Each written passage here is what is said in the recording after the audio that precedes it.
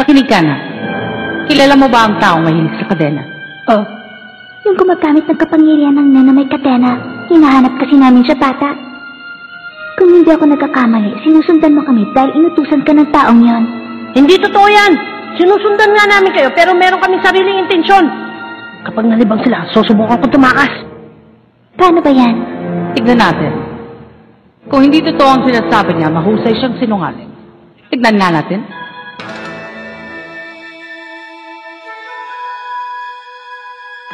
Ang unang tanong, bakit mo kami sinusundan?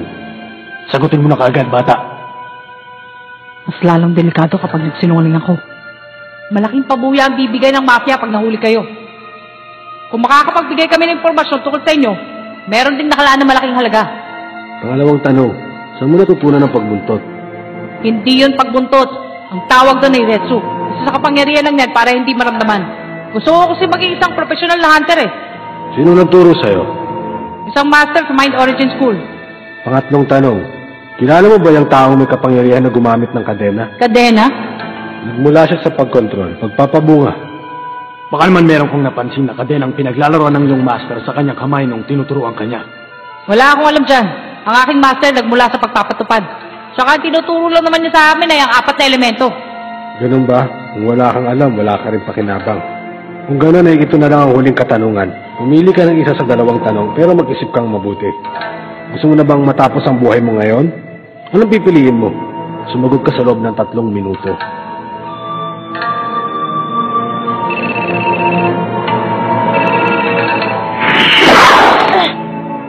Nandito ang oras ng paglalaro. Oh, sige. Naintindihan ko. Narating na ako dyan. Paano, bata? Kusang sumuko sa kasama namin ng kaibigan mo. Ha?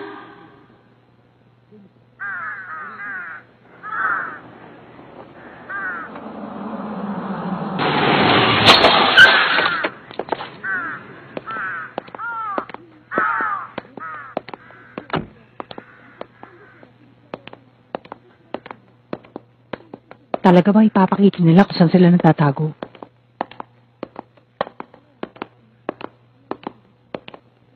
Maligayang pagdating. Huh?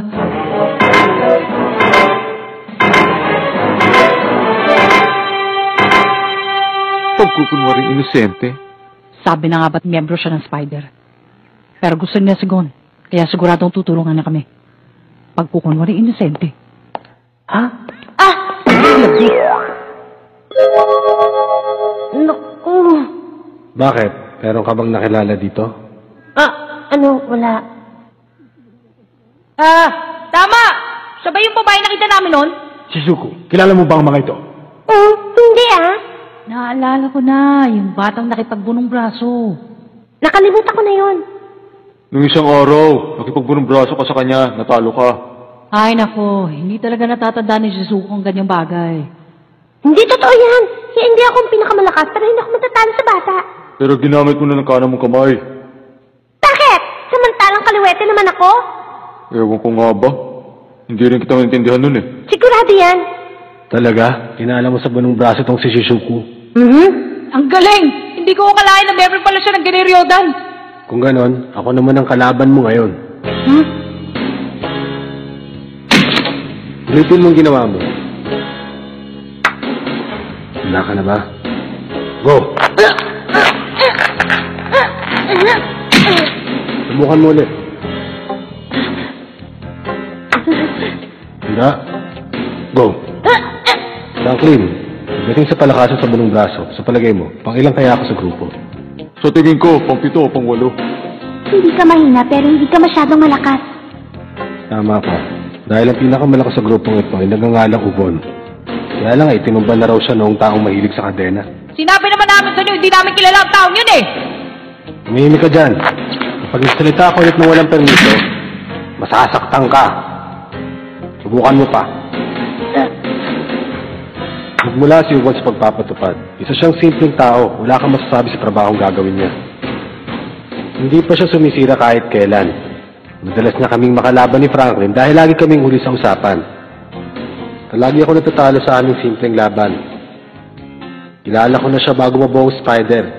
Kilala ko siya higit sa inyong lahat. Chay, hindi pa siya natatalo sa kahit na anong laban. Sigurado nahulog lamang siya sa kung anong klaseng patibong. Hindi ko siya mapapatawad. Kahit maubos pang lahat ng tao sa mundong ito, matinding galit sa amin noong mahilig sa kadenang yon. Pamilya ng Nostrad ang umupa sa kanya, isa sa mga miyembro ng mafia. Matindi ang galit sa General Dan. Inupahan lang. Hindi maaari. Sigurado nga hindi niyo siya kilala pero baka may narinig na kayo tungkol sa kanya. Kaya mag-isip na kayong mabuti. Kung meron kayong nalalaman, huwag na kayong magdalawang isip. Wala akong alam. Kung may nalalaman ako, hindi ko sasabihin sa inyo. Ano? Sige, huwag kang mahiya. Iyakan mo yung kaibigan. Akala ko wala kayong dugo o luha. Pero bakit yung iba hindi nyo mapagbigyan? Maliit na bagay lang. Dahil sa napakaliit na bagay, hindi nyo nakakayang pigilan ng inyong sarili. Bakit hindi nyo mapigilan ng inyong sarili sa pagkitilang buhay ng tao?